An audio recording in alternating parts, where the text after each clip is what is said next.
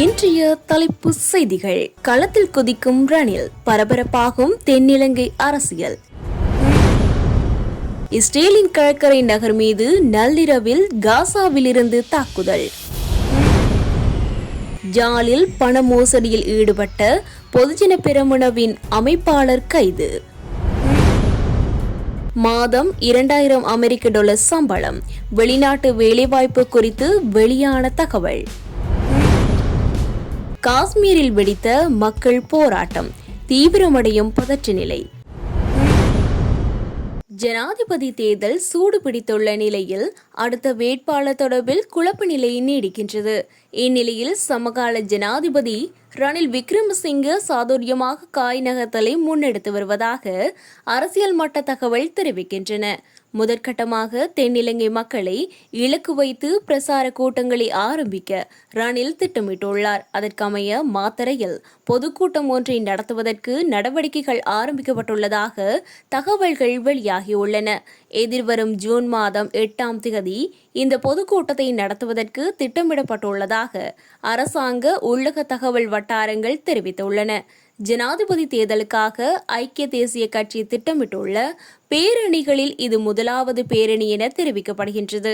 ஜனாதிபதியினால் நியமிக்கப்பட்ட அரசியல் தலைவர்கள் குழுவில் இந்த மக்கள் பேரணியை ஏற்பாடு செய்யும் பொறுப்பு அமைச்சர் கஞ்சன விஜயசேகர உள்ளிட்ட அரசு உயர் அதிகாரிகள் குழுவிடம் ஒப்படைக்கப்பட்டுள்ளமை குறிப்பிடத்தக்கது.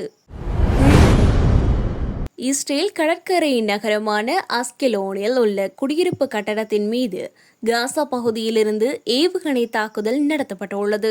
காசாவின் வடக்கு பகுதியிலிருந்து 10 கிலோமீட்டர் தொலைவில் உள்ள இந்த பகுதியில் நள்ளிரவில் நடந்த தாக்குதலில் 3 பேர் காயமுற்றதாக இஸ்ரேலிய செய்தி நிறுவனங்கள் இன்று செய்தி வெளியிட்டுள்ளன. ஹமாஸ் சமீப காலமாக இஸ்ரேலின் நகரங்கள் மற்றும் கிராமங்கள் மீது தாக்குதல் நடத்துவதை அதிகரித்துள்ள நிலையில் இஸ்ரேலின் கரீம் சலாம் எல்லை பகுதியும் நேற்று தாக்கப்பட்டதாக ராணுவம் தெரிவித்துள்ளது. காசாவுக்குள் நிவாரண உதவிகள் கொண்டுவர பயன்படுத்தப்பட்ட இந்த எல்லை பகுதி மீது 4 ஏவுகணைகள் ஏவப்பட்டுள்ளன. அவற்றில் ஒன்றை இஸ்ரேல் ராணுவம் இடைமறித்து தகர்த்ததாகவும் வாழ்விடமில்லாத இடங்களில் ஏவுகணை விழுந்ததால் பெரிய உயிரிழப்பு ஏற்படவில்லை எனவும் ராணுவம் தெரிவித்துள்ளது. இஸ்ரேல் காசாவின் தெற்கு பகுதியில் தாக்குதலை தீவிரப்படுத்தியுள்ள நிலையில் அதற்கு பதிலடி கொடுக்கும் வகையில் ஹமாஸ் இந்த தாக்குதல்களை தொடுத்துள்ளமை குறிப்பிடத்தக்கது. வெளிநாட்டுக்கு அனுப்புவதாக கூறி பண மோசடியில் ஈடுபட்ட ஸ்ரீலங்கா பொதுஜன பெரமுனவின் அமைப்பாளர் ஒருவர் யாழ்ப்பாணத்தில் கைது செய்யப்பட்டுள்ளார். குறித்த கைது நடவடிக்கையானது 12/5/2024 ஜாழ் பிராந்திய குற்றத்தடுப்பு போலீசாரினால் முன்னெடுக்கப்பட்டுள்ளது. 9,50,000 ரூபாய் பண மோசடியில் ஈடுபட்டதாக தெரிவித்து ஸ்ரீலங்கா பொதுஜன பெரமுனவின் தீவக அமைப்பாளர் கைது செய்யப்பட்டுள்ளார். மேலும் கைது செய்யப்பட்டவரிடம் ஜாழ் பிராந்திய குற்றத்தடுப்பு பிரிவு போலீசார் மேலதிக விசாரணைகளை மேற்கொண்டு வருகின்றனர். மாதத்திற்கு 2000 அமெரிக்க டாலர் குறைந்தபட்ச சம்பளத்தை இலக்காக கொண்டு எங்கள் தொழிலாளர்களின் வருவாய் திறனை உயர்த்துவதே எங்கள் நோக்கம் என்று வெளிநாட்டு வேலைவாய்ப்புத்துறை அமைச்சர் மனுஷ நாணயக்கார தெரிவித்துள்ளார். குறித்த தகவலை அவர் பத்திரிகை ஒன்றுக்கு வழங்கிய நேர்காணலின் போதே குறிப்பிட்டுள்ளார்.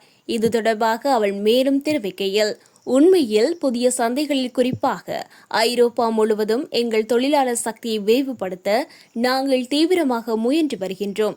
வரலாற்று ரீதியாக இஸ்ரேலிய சந்தை ஒப்பீட்டளவில் சுமாரானதாக இருந்தாலும் பிராந்தியத்தின் தற்போதைய சூழ்நிலைக்கு மத்தியிலும் எங்கள் முயற்சிகள் பல்வேறு துறைகளில் வாய்ப்புகளை கணிசமாக விரிவுபடுத்தியுள்ளன. குறைந்த ஊதியத்திற்கு தீர்வு காண்பதை விட குறைந்தபட்சம் மாதத்திற்கு 2000 அமெரிக்க டாலர் குறைந்தபட்ச சம்பளத்தை இலக்காக கொண்டு எங்கள் தொழிலாளர்களின் வருவாய் திறனை உயர்த்துவதே எங்கள் நோக்கம். இந்த ஆண்டு ஒவ்வொரு கிராம உத்தியோகத்தர் பிரிவிலிருந்தும் ஏராளமானோரை வெளிநாட்டு வேலைகளுக்காக அனுப்புவதற்கு நான் திட்டமிட்டுள்ளேன் என்று அவர் தெரிவித்துள்ளார். பாகிஸ்தான் ஆக்கிரமிப்பு, காஷ்மீரில் பணவீக்கம், அதிக வரி மற்றும் மின்சார பற்றாக்குறை ஆகியவற்றை கண்டித்து மக்கள் போராட்டத்தில் குதித்துள்ளதாக சர்வதேச ஊடகங்கள் செய்தி வெளியிட்டுள்ளன. குறித்த போராட்டத்தை ஜம்மு காஷ்மீர் கூட்டு அவாமி குழு என்ற அமைப்பு தொடங்கியதாக செய்திகள் தெரிவிக்கின்றன. பல இடங்களில் போராட்டத்தில் ஈடுபட்டவர்கள் சுதந்திரம் தேவை என கோஷம் எழுப்பியுள்ளனர். அத்துடன் முஷாபராபாத் உள்பட சில மாவட்டங்களில் காவல்துறையினருக்கும் போராட்டக்காரர்களுக்கும் இடையே தள்ளுமுள்ளு ஏற்பட்டு மோதல் நிலைமைகளும் உருவாகியுள்ளது. பல வாகனங்களுக்கு தீ வைக்கப்பட்டதுடன் போராட்டக்காரர்களை கலைக்க துப்பாக்கி சூடு நடத்தப்பட்டதோடு சில இடங்களில் காவல்துறையினர் மற்றும் பாதுகாப்பு படையினரை மக்கள் தாக்கியுள்ளனர். இதன்போது சில காவல்துறையினர் பள்ளத்தில் தள்ளிவிடப்பட்ட நிலையில் காவல்துறை அதிகாரியொருவரும் உயிரிழந்துள்ளார். இந்த மோதல் நிலை காரணமாக சுமார் 90 பேர் காயமடைந்துள்ளனர்.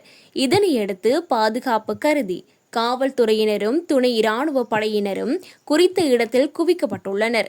மேலும் போராட்டத்தின் போது கண்ணீர் குண்டுகளை வீசியதில் பதற்றமான சூழ்நிலை ஏற்பட்டமையினால் போராட்டத்துக்கு அழைப்பு விடுத்த தலைவர்களையும் காவல்துறையினர் கைது செய்துள்ளனர். இதனால் பாகிஸ்தான் ஆக்கிரமிப்பு காஷ்மீரில் பதற்ற நிலை தீவிரம் அடைந்துள்ளமை குறிப்பிடத்தக்கது. இத்துடன் செய்திகள் நிறைவு பெறுகின்றன.